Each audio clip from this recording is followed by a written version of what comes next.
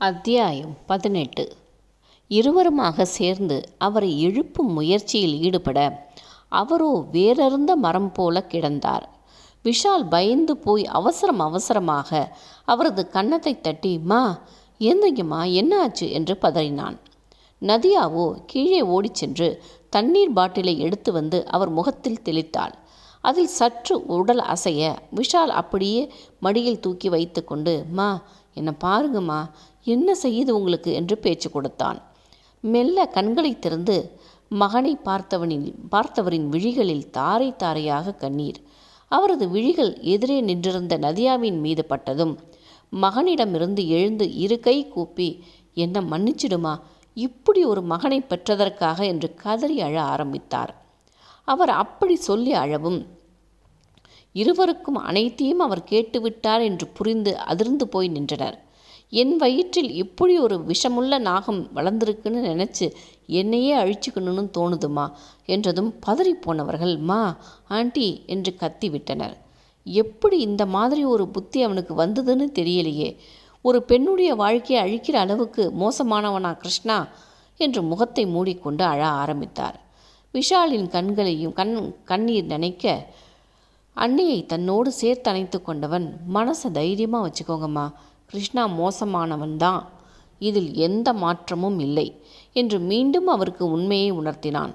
சற்று நேரம் மகனின் கைகளிலேயே அழுது கரைந்தவர் அருகே நின்றிருந்த நதியாவின் கைகளை பற்றி தன்னருகே அமர்த்தி கொண்டு, என் வயிற்றில் பிறந்த அந்த பாவிக்காக உன் காலில் விழுந்தா கூட தப்பில்லம்மா, அப்போ கூட அவன் செய்த பாவத்தை கழிக்க முடியாது என்றவரிடம் கைகூப்பி, வேண்டாம் ஆண்டி, இவ்வளவு பெரியவங்க இப்படியெல்லாம் பேசாதீங்க என்றாள் கலங்கிய கண்களுடன்.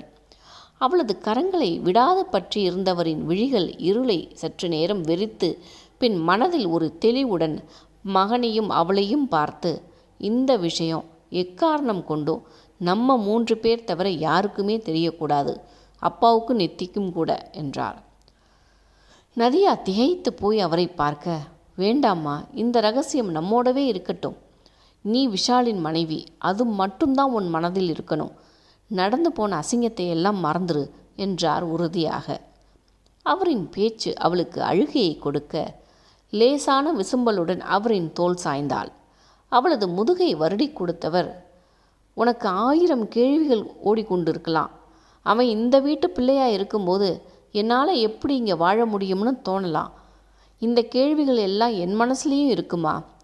நீ இந்த வீட்டு மருமகளாக நிம்மதியாக வாழ்வதற்காக எதை வேணாலும் நான் செய்வேன், என்ன நம்பு என்றார்.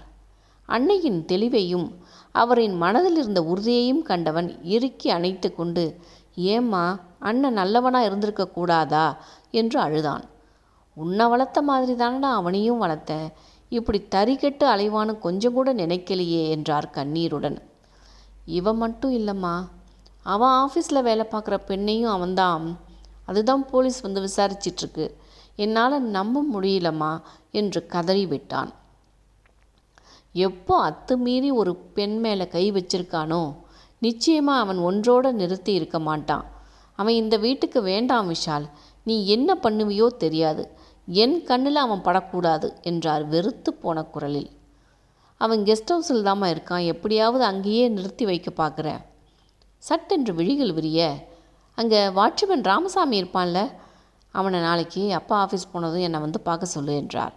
எதுக்குமா, நீ வர சொல்லு என்றவர் நதியாவையும் எழுப்பி தன்னோடு அழைத்து கொண்டு, நாங்கள் கீழே போகிறோம் விஷால், நான் சொன்னது நினைவு இருக்கட்டும், எந்த காரணம் கொண்டும் இந்த விஷயம் மற்றவங்களுக்கு தெரியக்கூடாது என்று கூறிவிட்டு சென்று விட்டார். நடந்தவற்றை எல்லாம் மாடிப்படியோரம் நின்று கவனித்து கொண்டிருந்த நித்யா சத்தமில்லாமல் சென்று அறைக்குள் படுத்து கொண்டாள். விஷாலோ நிலவை பார்த்தபடி அப்படியே அமர்ந்திருந்தான். அண்ணனை நினைத்து வெறுப்பாக இருந்தது, அருவருப்பாகவும் இருந்தது. இப்படி ஒரு தாய் தந்தைக்கு பிறந்தவன் எந்த இடத்தில் தவறி போனான் என்று அவனால் கணிக்க முடியவில்லை. பெண்ணை மதிக்க வேண்டும், அவளது உணர்வுகளுக்கு பாதிப்பு வந்துவிடக்கூடாது என்று ஒவ்வொன்றும் பார்த்து பார்த்து செய்யும் இவர்களின் பிள்ளையா அவன்? எங்கே தவறினான்? எதனால் நடந்தது இது? இவர்களை சிந்திக்க வைத்து கொண்டிருந்த அந்த கேடுகெட்ட ஜென்மமோ நதீரை அழைத்து பேசிக்கொண்டிருந்தது. என்ன பாஸ், ஏன் நீங்கள் வரல? உங்களுக்காக மருந்து கொண்டு வர தயாராக இருந்தனே. இங்கே ஒரு பிரச்சனை ஆகிப்போச்சு நதீர், போலீஸ் விசாரிக்க ஆரம்பிச்சிருக்காங்க. வாட்? நீங்கள் அங்கே எதையும் பண்ண மாட்டீங்களே, எப்படி? ஆமாம், அந்த நாய் சொல்ல சொல்ல கேட்காம மேலே விழுந்து கெஞ்சினா. அதனால தான் ஒரு நாள் சோழியை முடிச்சிட்டேன். எல்லாத்துக்கும் ஒத்துக்கிட்டு தான் வந்தா. ஆனால் பாரு, புள்ள உருவாகி போச்சு. என்கிட்ட வந்து கல்யாணம் பண்ணிக்க சொல்லி கெஞ்சினா. முடியாதுன்னு சொல்லி விரட்டி விட்டேன். வேலையை விட்டு போயிட்டா. சனியம் போய் தொலைஞ்சதுன்னு நிம்மதியாக இருந்தால் நியூஸ் வருது, தூக்கு மாட்டி செத்துட்டாளாம். ஓ, என்ன பாஸ் இவ்வளோ கேர்லெஸ்ஸாக இருக்கலாமா? நான் என்னடா செய்வேன்? போய் சேர்ந்துட்டான்னு நிம்மதியாக இருந்தேன். அவள் அப்பா ஆத்தாலாம் என்னமோ என் மேலே, எங்கள் கம்பெனி மேலே தான் சந்தேகம் அப்படின்னு கேஸ் கொடுத்துருக்காங்க. அங்கே இருக்கிறவங்கள விசாரிக்க வேற சொல்லியிருக்கானுங்க. உங்கள் மேலே சந்தேகம் வராதில்ல? வர்றதுக்கு சான்ஸ் இல்லை. அவள் கூட நான் எங்கேயுமே நெருங்கி பழகினதில்லை. இருந்தாலும் ஏதாவது செய்யணும் நதீர். மொத்தமாக இந்த கேஸை இல்லாமல் பண்ணிட்டா தான் எனக்கு நிம்மதி. போலீஸ் வட்டாரத்தில் ஏதாவது மூவ் பண்ண முடியுமா? எனக்கு எவனும் பழக்கம் இல்லை, அதுதான் யோசிக்கிறேன். அப்போது அந்த பெண்ணோட அப்பா அம்மா கேஸை வாபஸ் வாங்கிட்டால் பிரச்சனை முடிஞ்சிடும்ல. அந்த நாதாரிங்க பண்ணாதுங்க. நான் ஆளை விட்டு பேசி பார்த்துட்டேன். அவனுங்க பொண்ணு என்னவோ உத்தம பத்தினி மாதிரி ஒரே சீனு. அந்த பண்ணாடை எதுக்கும் தயாராக இருந்தது. அதுங்களுக்கு அது தெரியல. இதில் எவனோ கொண்டுட்ட மாதிரி கேஸை போட்டிருக்கானுங்க. பாஸ், நான் சொல்கிற வரை நீங்கள் எதுவும் பண்ணாதீங்க. இப்போ உங்கள் மேலே சந்தேகம் எதுவும் இல்லை. நீங்களாக அதை உண்டாக்கிடாதீங்க. பிரச்சனையை நான் பார்த்துக்கிறேன். எனக்கு அந்த பொண்ணை பற்றின டீட்டெயில்ஸை மட்டும் அனுப்பிடுங்க. அனுப்புகிறேன். நீயும் பார்த்து பதமாக செய். உங்கள் வீட்டில் எதுவும் சந்தேகம் இல்லையே? அவங்கள பொறுத்த வரைக்கும் நான் சாமியாரலா, என்ன போய் சந்தேகப்படுவாங்களா?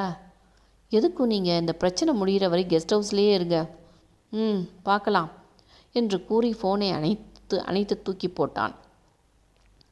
அவனது மனம் நதியாவிடம் சென்றது. என்னைக்கு அவளை சந்தித்தேனோ அன்றிலிருந்து பிரச்சனைகள் வரிசை கட்டி நிற்க ஆரம்பித்து விட்டன. விஷாலை வேண்டாம் என்று சொன்னவள் எதற்காக அவனையே திருமணம் செய்து கொண்டு வீட்டில் நுழைந்திருக்கிறாள்? அதிலும் தான் அவளது அண்ணன் என்று தெரிந்த பிறகும் அவனது ஈகோவிற்கு விழுந்த அடி அது.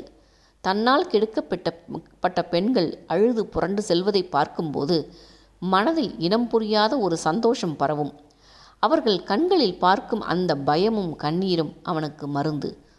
முதலாக பள்ளிக்கு செல்லும்போது பேருந்தில் வரும் இளம் பெண்கள் மீது உரசியும் அவர்களின் இடுப்பை கிள்ளியும் சுகம் காணத் தொடங்கியவன் எந்த இடத்திலும் மாட்டாதது அவன் அதிர்ஷ்டம்.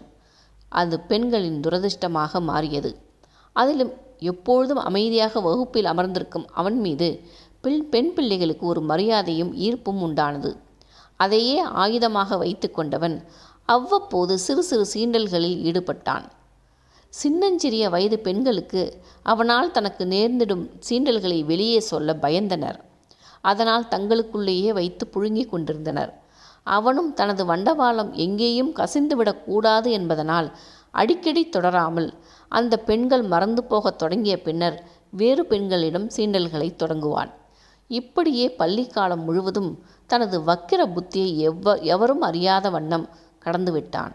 கல்லூரியிலும் மிகுந்த கவனத்துடன் தனது வக்கரத்தை புதைத்து கொண்டே நடமாடினான். அவனை பற்றி அறியாத பெண்கள் அவனிடம் பழகிவிடத் துடித்தனர். அவனோ காலம் வரும் வரை பொறுத்திருக்க எண்ணி தனது கவனத்தை படிப்பில் மட்டும் செலுத்தினான். அதனால் அப்பொழுதும் அவனது குணம் பெற்றோருக்கு தெரியாமலேயே போனது. முதலாக தொழிலை ஆரம்பித்து நன்றாக விரிவடையும் வரை பொறுமையாக இருந்தான்.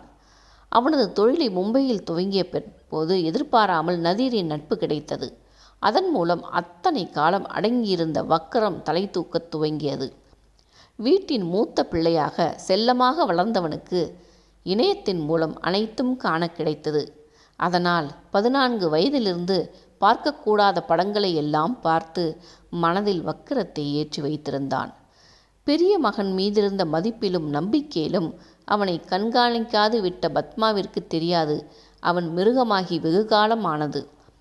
நதீரின் நட்பு அதற்கு தூபம் போட்டது. திருமணத்தின் மூலம் ஒருத்தியோடு இணைவது அவனுக்கு பாகற்காயாக கசந்தது.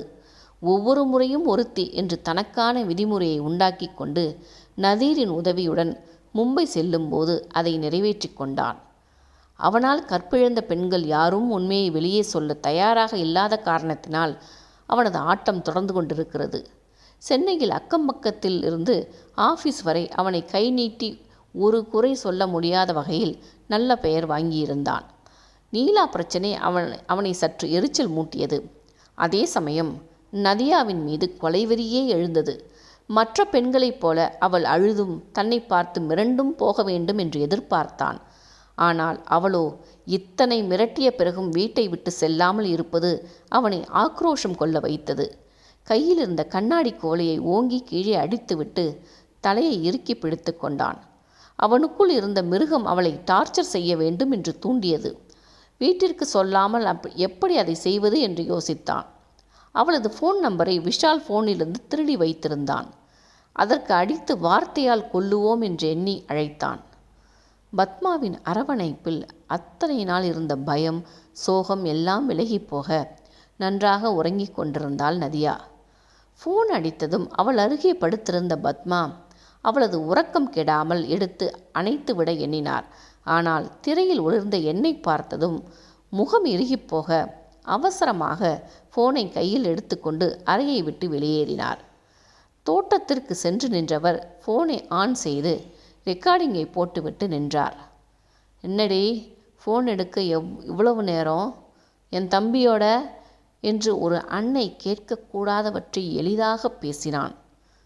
மகனின் பேச்சு உச்சக்கட்ட அதிர்ச்சியை கொடுக்க கண்களிலிருந்து கண்ணீர் வழிய அப்படியே நின்றார். ஏய் பேசுடி. இங்கே பாரு, என் வாழ்நாளில் நான் ஒரு முறை தொட்ட பெண்ணை மறுமுறை திரும்பி பார்த்ததில்லை. முதல் முறையாக உன்னை வர சொல்கிறேன்டி. உன்னை பற்றிய உண்மை வெளியில் தெரியாமல் இருக்கணும்னா நீ இங்கே வரணும். என்னோட மறுபடியும் ஒரு நாள் இருக்கணும் என்று அன்னையின் தலையில் இடியை இறக்கினான். மகனது பேச்சு அவரது கருவறையை தாக்க வலி கொண்டு சுருண்டு கீழே விழுந்தார். அனலில் இட்ட புழுவாக உடல் பற்றி எரிந்தது. கருவறையில் அமிலத்தை ஊற்றியதைப் போல கருகி போனது. எத்தனை கனவுகளுடன் இவனை சுமந்தேன்.